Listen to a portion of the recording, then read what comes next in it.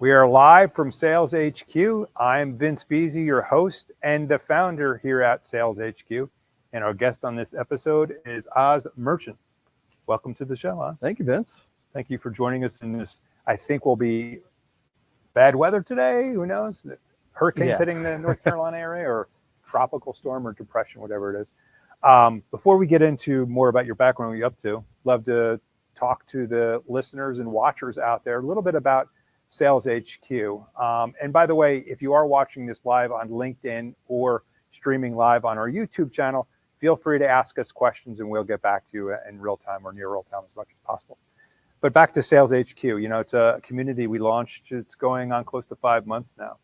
And I really had this idea a couple of years ago. I wanted to replicate what it was like to work on a sales floor. I think that's what we really missed for a lot of folks that have been remote, either as an individual or part of a sales team. It's hard to replicate that energy when you're working 100% remote.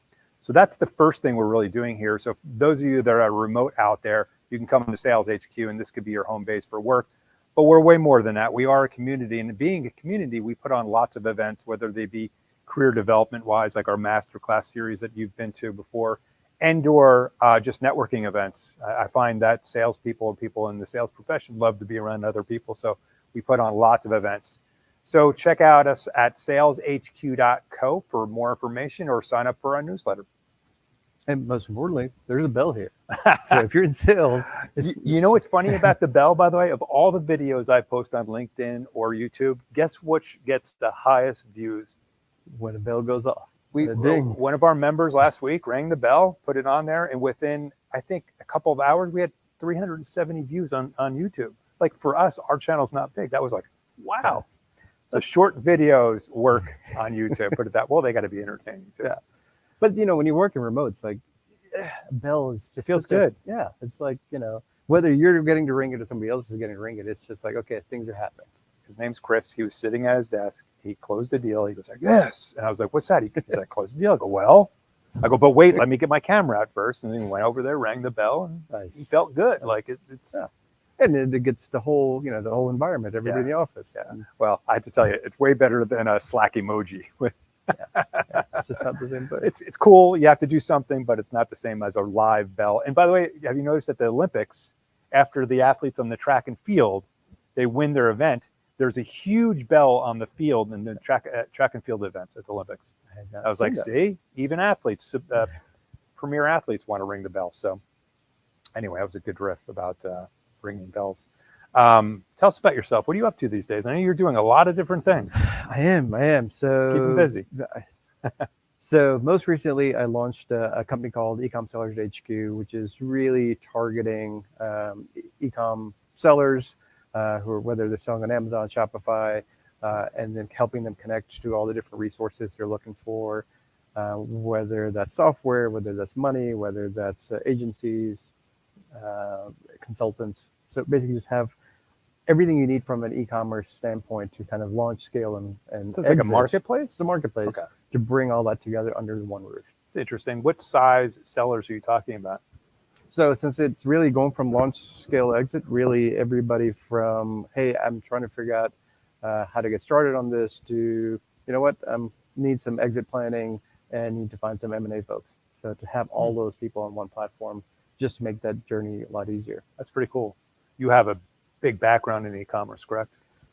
Yeah, I mean, I've started on the kind of the retail brick and mortar wholesale side, then got into e-commerce the last few years. Yeah, so it's a good kind of culmination of. And plus your last name as well. Makes a lot of sense. And living, you know, it's funny. I every time I go to these events, everyone just assumes that's the company name, and every time I have to no, that's me. The company's Ecom Sellers HQ. So. It's become a running joke. I when I first met you and saw your name on LinkedIn, I assumed it was some affiliation, or you started the business to anyway. Yeah. Or people think I'm in like a merchant services or payments or something. Yeah. So I'm like, no, let's just change your name as the merchant. You know what I mean? I always like to ask my guests, because everyone has a different story, and this is really what this podcast is about: is understanding your history, your story, and your journey in the sales profession. So how did you get your start in sales? Did you want to do that? Did you kind of fall into it? What's your story in getting started? So I started in the world of was actually copiers and stuff. So that's kind of Selling copiers? Selling copiers, again, hitting door to door. In fact, this whole area was my territory. Oh, really? Yeah. So I hit into all of our. What brand? We did Canons and Konica Minoltas. Okay. So top of the line, they're good stuff. Yeah. But how did you, and Heidelberg. How'd you find that job? And like, why did you say like, I want to go sell printers? Because I studied textiles in university, and by the time I got out, NAFTA had passed, WTO had passed, and pretty much everybody I was talking to was saying, "Hey, are you willing to relocate to Honduras or Mexico? And do you speak Spanish?" So NC State's textile school, when it started, had a 93% placement rate. So meaning by the time you graduated from May and August, 93% of graduating class had a job in the field. Oh, wow. And by the time I left, it was down to 70%, and you better know Spanish, and you will be willing to relocate. So I was like, yeah, that's not going to happen. So my wife wasn't too crazy about that idea. So I started looking into kind of this tech sector. Yeah. So and I'm curious. I've heard pretty good stories about the copy business back in the day of Hewlett Packard, some of the others that got really good sales training. Did you find that as a good experience for you? Yeah. So because everyone was trying to compete against kind of Xerox for the training. Yep. And they had kind of really renowned training program. So I was fortunate that we got a really extensive training. And if you know who Sarah Blakely is from Spanx, yes. Before she got her started in Spanx, she was my sales trainer. Come on. So I got to For spend real? 10 days with her. You just gave away one of the most interesting things about yourself. Yeah. Right in the beginning of the podcast. And that was the year she launched Spanx. Really? Yeah. So she got done training, and then the last email I got from her is, "Hey, I'm going to be on Oprah. Come watch me," because she was on the Oprah's the Christmas thing. So everybody got Spanx under their seats, and she took off from there. She certainly did. God, what an entrepreneur she is. And she's now investing in companies. Yeah. I think she wasn't she on Shark Tank? She was on Shark Tank a number of times. So. Wow. You stay in touch? I've tried to reach out over the last 20 years, but she's a little busy. She's kind of, so, but it was just a great experience. Was she a good trainer, by the way? She really was. Really? She knew her stuff. And if you know kind of her history, like the hustle it took to get started in a business like the business she was going into, talking to factories, being a woman with an idea that's so radically different. Yeah. It's like to find somebody to take you seriously. Well, that must have been interesting to you since your background education-wise, right? So I totally got what she was doing. Yeah. I knew the challenges she's coming up against, because it's like you're talking hosiery and stuff, and the world had changed. There wasn't that much hosiery left in places in North Carolina, because I think the first prototype she found was a factory that was still left in North Carolina. Is that right? I find it interesting. She came from a sales background, sales training specific. I don't know if she sold directly, but I bet you that she probably equates a lot of her success to having that discipline, that process for sales, being the entrepreneur of selling the products you're selling. It wasn't technical. It was more about messaging and value proposition and classic sales type things, right? It was just the hustle and, getting all the no's. In fact, I remember hearing that, when she first launched, because it's new products and stuff, she got a Nordstrom, but the only way to make that successful is she was hustling at every Nordstrom store. She was kind of making the rounds and basically talking to customers, saying, "Oh, hold on, let me get you." Talking to the customer service reps, whatever they're called there, right? Probably. Yeah. So it's like she was living, in the stores, trying to kind of push her product and buying some too, probably. Exactly. That's pretty cool. So you went from copiers. Where did that lead to for you? From there, I got into hardware sales, so selling computers, basically name it, anything that touched computers. I was selling. So, were you doing that door to door as well, or were you? No, that was through a Global Computer. So if you ever heard Tiger Direct back in the day, I guess they may be still around, but this was their B2B side. So it's only talking businesses. So Emerson, appliances, customers, different municipalities. So that was just focused on hardware, software licensing. You still have Microsoft, like back in the day. I can't even remember the terminology what they used back in how do you sell licenses back in those days. perpetual licenses. Yeah, but it was like, you know, I can't even remember. There's like a specific term for it back in those days. So that was kind of the only software I was touching until one of the new companies that approached us to start selling was a company called US Data Vault. And this is probably end of 2004-ish or so. And they were selling this thing called, well, you know, we're going to store stuff for you. And I think it's like 5 gigs for $25. Okay. Somewhere out there. Yep. And everyone's like, what is this thing? Yeah, what do I know? What do we do?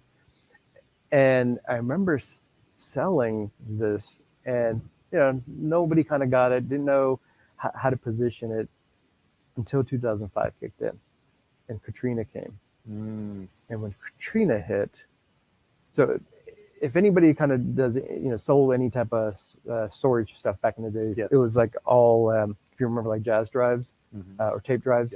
So everybody would basically back stuff up to a tape. You take the tape, you put it in the bank vault. That was how you were saving stuff. Well, when Katrina hit, not only was your business gone, but the banks where you had the backups, they were gone too. So immediately the concept of, wow, I can store something that's not in the bank. And that time they were doing Atlanta and then redundancy into Vegas. And I could have something stored that way. That made the difference, which is, you know, when it comes to sales, it's always about like, how do you find the right story for people to connect to? And the moment I could tell that story, you know, people started getting it. That's pretty relatable. Anyone in this country knew about Katrina. Exactly. In any business, certainly that would have been eye-opening. That imagine you woke up one day and all your data's gone. If you're, you know, IT, that's your job. Your whole thing is to basically make sure you preserve. What was the name of the company you were working for? So the company was Global Computer, but we were kind of reselling all different products and services. So US Data Vault at the time had just partnered with Global Computer. So needless to say, I assume in 2005-06 you made your quota. But what more importantly is it gave me a taste of like, wow, the margins on this thing that's like not physical were far, far better than the commissions, and everything was so much better than this hardware trying to push product. So that was kind of the first thing that gave me a taste of something. And your sales cycle was shorter probably. So with that story, it made it much easier to, you know, just to sell. And there's no, you know, physical aspect of it. You're immediately getting kind of you're on the books, you're kind of I think it's just a great reminder again to sellers out there and leaders, quite frankly, that the story always sells. You know what I mean? I was at a company years ago called Cheetah Mail, and when I first joined, I was kind of embarrassed by the name. Like, you work for a company called what? It's named after an animal. But eventually, I woke up and said, well, instead of, you know, saying like Cheetah Mail, tell the story behind why we were called Cheetah Mail. So the simple reason was the founders, back in the day, early 2000, for commercial email going out, the most important thing that was going out fast and was reliable. It was going to get delivered to the inboxes right at the end of the day, and you're going to be able to report on it in real time. So what's the fastest land animal is the cheetah. So Cheetah Mail, right? So people go, I get it. And then they would say like, oh, I thought it was something more interesting than that. But needless to say, it started off the conversation, and a lot of our pitches started with that, right? So, but I think that's important because no one wants the boring beginning of a pitch deck of like number of employees and all those facts. It's more like tell the story. The founder's vision, the company's vision, the direction you're going, the problems you're solving, a story around that. People remember those things, right? People are going to remember your Katrina story and it resonating with very powerfully, right? Exactly. And you know, the more you can kind of personalize the story, relate it to kind of the problem with solving, the better it is. Yeah. So I did see on your LinkedIn profile, you, like many of our guests that have been on show, part of the ShareFile mafia for a little bit of time, right? So we've had, gosh, you name it, John Rosar, Ari was on not long ago, list goes on and on. Grant was on, like, so. Yeah. How did you find an opportunity at ShareFile? So when I was living in Atlanta. When I moved here, I started, you know, reaching out. I was like, I want to get into software because I've done the hardware thing, and I started talking to a number of different companies, and one of those was ShareFile. So Jess still teases me about this because I was technically employee number one. Really? And I turned him down. Ah. So, I didn't come back till like about 2.5 years later. Okay. So I started with another company, and then after I got some experience under my belt in software, and then reached out to Jess and started like within 2 days later because he remembered. If you were employee number one, were you going to be in a sales capacity? What was going to be your role? It was everything. I mean, it was whatever you needed, right? Yeah, because it was basically a desk in a hallway. Right. It was that days early. It was in Brooks's kind of office at the time because she still had her agency, and it was just a desk in a hallway. It was like, I've got this idea, this thing we're doing called SharePower, and it's like, So you say to your wife, "Hey, this guy wants me. This really interesting person wants me to sit in this hallway with a desk, and it's not going to pay that much, but it's going to be really excited." Yeah, but startups were still so new. It's like nobody. This is still kind of mid 2000s, right? So it's like I didn't have any point of reference for startups and stuff. It's like, okay, we'll crazy. see where it goes. Yeah. Now it's like, after I'm on startup number 7, it's like it's still crazy though. Yeah, but I don't think I could ever go back to like a giant company. It's just, that's it. You figure out kind of. That's it. Are you the person? Because when I was selling the copiers and stuff, I was one out of over 1,000 sales reps. That's just the sales organization. That's not including the rest of the organization. So it's like, you want to be in that type of company, or do you want to be in a company where you can just contribute a lot more, be part of the overall process and stuff? So once you get a taste of that, for me at least, that was kind of I agree 100%. And go. I think it's a caution for all founders out there, quite frankly, as they're hiring their first salespeople, that someone who was at a bigger organization that did really well at a bigger organization doesn't necessarily translate to startup sales. So that's the thing the mistake I see all the time, I'm sure you do as well, is whether it be the sales leader and or the individual contributors, until you're at your first startup, you don't know what's going to happen, right? Until you walk in that door and you realize that this is a blank canvas, and guess what? You've got to go out there and sketch and draw and paint and do whatever it takes to build your pipeline or whatever it is. It's a different beast. But so you either enjoy that, or you're like, nah, it's just not for me. Yeah, and that's the thing. If you're looking for give me the playbooks and so I can be successful, startup is not where you want to go. Because startup is all about define and create and iterate and figure out the playbook yourself.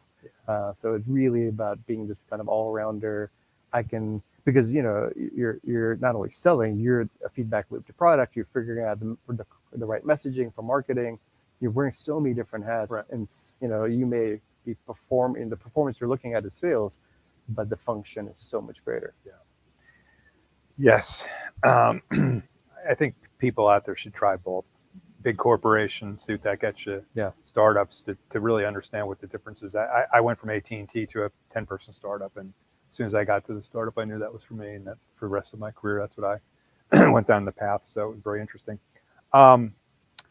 You eventually became an entrepreneur. What made you decide to go from sales to sales leadership to being more an entrepreneur and an owner of a business? What was the catalyst for you? Well, background-wise, family's all entrepreneurs. I had my first kind of retail business. Cousin and I opened that back in the mid-90s. So I'd done several kind of stints of different entrepreneurship. So it was just a matter of like, okay, let me go explore the job world. And then kind of circle back to entrepreneurship again. So that's why I think the whole startup kind of, I gravitated towards that just because it's entrepreneurship. It's contributing to something that, I can make a big kind of impact and difference versus just being a cog in a very giant machine. So it very much just kind of made sense to. So what was the first entrepreneurial thing you did after your sales career or during your sales career? Well, like I say, I mean, just being a part of a startup I'm always thinking that way. So, and I think a lot of it is just having an entrepreneurship mindset. When you're even hiring early on as a startup, you want to be thinking about, am I bringing on somebody that thinks that way? Because it's going to be very different than somebody that it's like, okay, just give me this to do and I'll go fulfill that function. I mean, when I was a manager, early days, I was writing some of the blogs. I was, handling some of the marketing stuff, doing all the sales stuff, customer service, sending out the invoice. It was just so many different hats to be wearing because that's what was needed to get the business Speaking going. of managed, were you there through the acquisition? right up until a few months before the acquisition. So they knew that was kind of coming, and it's like, well, Spent a good amount of time there, though. almost 8 years. Yeah. And I was pretty much employee number one there as well for the U.S. market. Yeah. So, and then got to kind of see that journey into management, got to, go overseas for that as well. Oh, cool. And manage EMEA and Asia Pacific. So it was a great experience just to see this a company go from kind of start to getting the first round of funding, seed rounds into all the way till Series D. Yeah, that is very cool. Yeah. It's very rare, right? Yeah. We take it for granted when it happens, but it's, startups have a very low percentage of success. Exactly. As we all know. Yeah. Same thing with investment funds. Well, we all think that VC funds are all big and successful. It's a very small percentage. So, but it's exciting when you take something from the ground level or something in the beginnings to, in that case, to the end of its first life into its second life, right? So yeah, it's you get to see kind of all the growth pains along the way. And that's the way I look at it is like, there's a constant for any, I guess, startup. It's like there's a movement of traction, optimization, and then something breaks. So, and then you start the cycle over again. Okay, so you get the next set of traction with whatever you kind of changes you made. You start optimizing, and then you get to the next kind of milestone, and then things break again. Yep. Or a pandemic happens, or the economy kind of goes bad, or interest rates go up. I mean, that's the, if you're looking for if you're just looking for a paycheck, don't go to a startup, right? That's that's the point. Want to switch topics a little bit now and get into one that's top of mind for, I think, most people, quite frankly, is AI. In particular, specifically, the potential for AI to potentially benefit sellers and/or harm sellers. I hear more about taking away jobs and other things like that, but let's tackle that first. Do you see any potential dangers in the near term with AI? So a couple of things I've noticed over the last few years one is just, and I think probably more so since the pandemic, that the world has kind of opened up and it's gotten smaller for everybody, in the sense that we're seeing it here from the standpoint of people are going more remote, and as a result of that, you're also seeing companies say, okay, well, do I need, even if I'm a U.S. company, do I need Americans, sales staff, or can I have people overseas? Yeah. So the concept of remote workers from other countries, which is also helping kind of mitigate some of the costs. There's a big increase of that over the last few years. The next iteration of that, where I see it, and I'm starting to see more and more companies moving in that direction, is okay. Well, you were sending folks, that function to folks in a different country, but now you don't even need to do that. Right. You know what? I can have, 10 Janes operating at the same time in the same minute, talking to different customers, and it's the same persona. That that okay, we've tried 5 different iterations, avatars of like a AI. And we know this AI gets the best results. We're going to replicate this and just have that person talk to 10 people at the same moment at the same time. Yeah. And it's wild to think, that's where we're at and headed. Of course, that comes with its own set of implications. So, okay, what's going to happen to, the staff? What happens to jobs? We saw that for the last 20 years with a lot of customer service stuff. A lot of stuff moving overseas, and it becomes a race to the bottom. Where can I get it the cheapest? Well, now it's like, is there anything cheaper that you can do from a cost standpoint than an AI, and kind of control potentially the output? Yep. So what does that do to what you're describing with the live avatars, right? The chat bots. I think what you're saying is for some sales motions, for some sales processes, that might work, right? Starting the conversation, asking questions, but do you really believe that they can close something? That they can actually do the job of a seller of closing a deal? So I think it goes to kind of how you segment the type of business. Enterprise, I don't think anything touches enterprise. Enterprise is enterprise. It's going to be, it's a people. It can answer questions and get conversations started and get the information, right? AI can get business conversations going. If it's a product-led journey, for the most part, you can supplement that with an AI to kind of complete and probably take it to closure.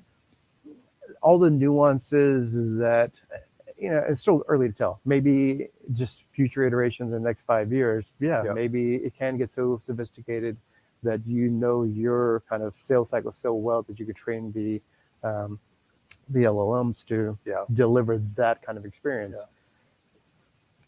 Is it possible now? No, but is it possible in 5 years from now? I'd love AI to, and I've seen some of this, like to write my weekly newsletter in my voice. And I've seen some others and heard others creating GTPs in their voice to do that. And I think that's really cool stuff, as long as it stays authentic, right? Like, I don't ever want it to be using my voice in a non-authentic or just a very commercial kind of way. I think that's the area where I've seen the most benefit. And for example, for me with the podcast, one of the nice things I do is I can take the whole transcript from this and throw it into a GTP and get a good summary that otherwise would have taken me quite a bit of time. And then I, of course, edit it and tweak it. So I see huge productivity things. I guess what I don't buy into, and I'm biased, is that it doesn't replace salespeople. It makes them focus on the things that are more important in regards to relationship building and activities that really are meaningful, like meetings that need to take place and have to happen and prepare for. I think those are great things. But I'm curious, what have you found personally for your businesses that's been helpful for you as an entrepreneur, as a business owner? From an AI, I'm starting to just dabble in it now. I have been using folks from overseas for a number of years now, just because the quality of people you can get, the ability for them to communicate in English is just it's just rapidly increasing. But that's not AI. That's not AI though. So what can potentially happen with AI? I'm just keeping my eyes on it. Because another thing that's shifting is, I remember this like about 10, 12 years ago, hired some folks, and they were millennials coming right out of college. And noticing their communication, first it was like just very kind of like, I'm texting. So like, no, it needs to be more professional than that. And the next thing I saw was, you mean they're texting for professional reasons? Yeah, was just basically, in their business email. So then I was like, no, guys, you need to, it needs to be more professional in this. And then the output I saw was like, wait a minute, this is not going to your professor. It was like, dear this. Oh, I see. I was like, and I just realized like, there's like a generation that didn't have email in a way, they didn't really communicate through email. And so they didn't have this perspective of like business communication through this medium. So they knew basically like texting with friends, and they knew how to talk to professors in a more formal thing, but they had this middle area of just business communication. So it's like just teaching them how to kind of communicate in a business fashion.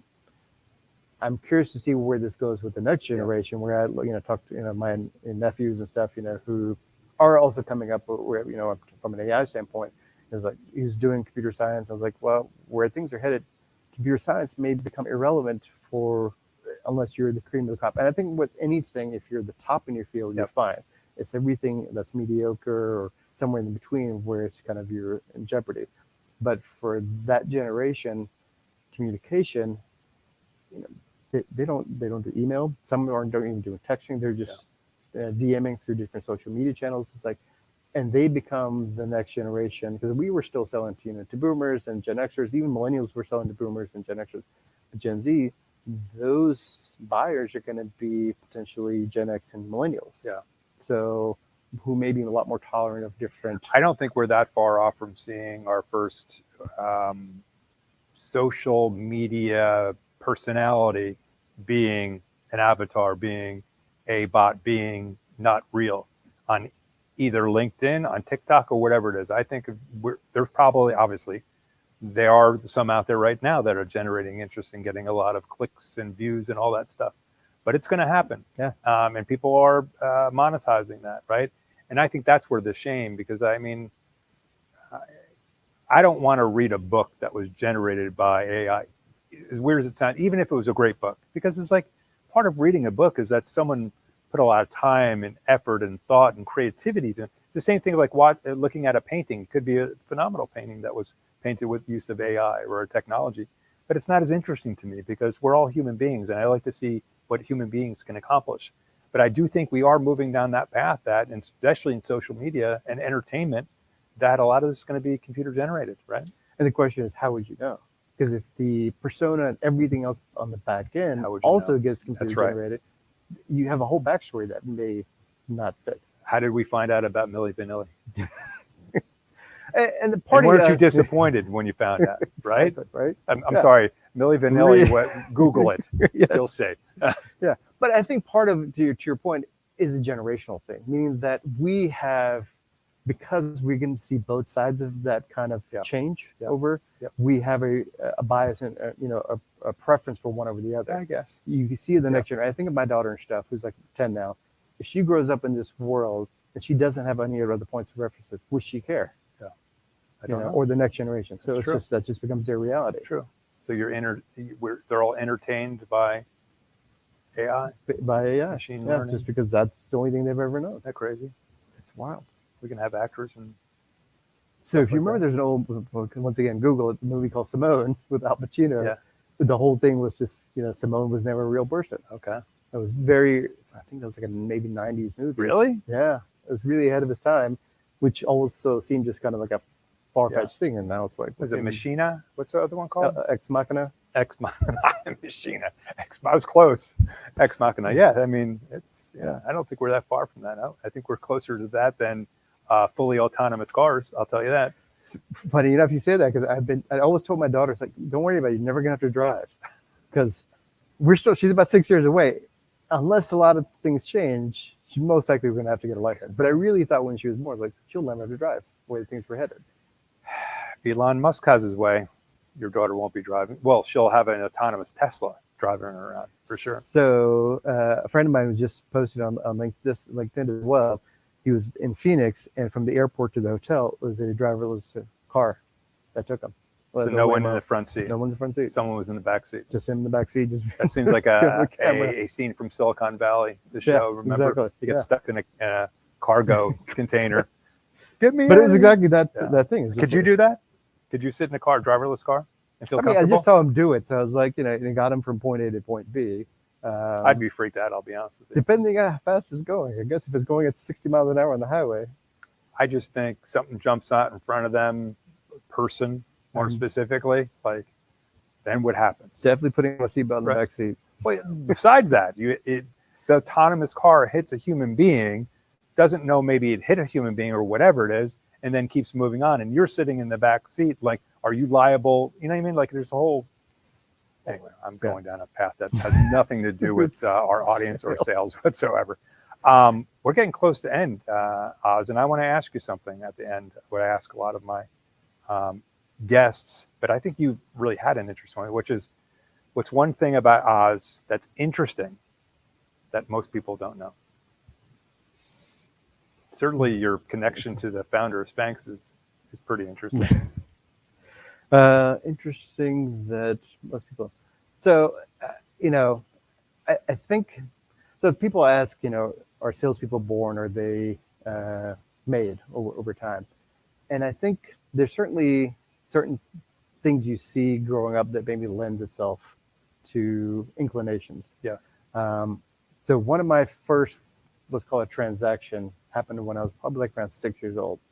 And there's a kid that, he's playing in the woods, and, I walk behind like where his woods are. And he's like, hey, you can't play here. This is kind of my set of woods. I was like, well, I don't see how that's possible. I was like, fine. I was like, what if I buy it from you? He's like, okay. So I had 50 cents in my pocket. I gave him 50 cents. So transaction was kind of done. So next time I was kind of playing back there, he comes out there. I was like, hey, wait a minute. I bought this from you. You can't be here. If you want to play here, it's $1. Come on. So I got $2 out of that transaction over the course of whatever, a month or so. So, a 4X return. But, the fact that happened around like 6 or 7, it's like, that's scary. Maybe there are. Did your parents know about this? No. And I didn't have to pay taxes on it either. So now you do. Now I do. So you owe tax on $2. $2. So minus minus $1.50 from mid-80s. Your expenses. Yeah. So who knows what the back taxes? That's a crazy mindset for a 6-year-old. I will tell you, Oz. It tells me a lot about you. But it makes me think is like maybe there are certain Yes, kind of for sure. inclinations that you 100%. see it, you know, 100%. if you just get exposed to that, it's like, okay, there's a potential path there. Yeah, and a lot of times the guests will talk about an early experience getting into sales, whether it's starting their own newspaper route or whatever it might be. There was some inclination that they had a gift for convincing people to do something, whether it was money or just in general, right? Yeah. 'Cause that's what it's about. Well, I want to thank you for coming on. It's a great Appreciate- conversation. Appreciate you having me on. Yeah. Thank you, Sales HQ. Until next time.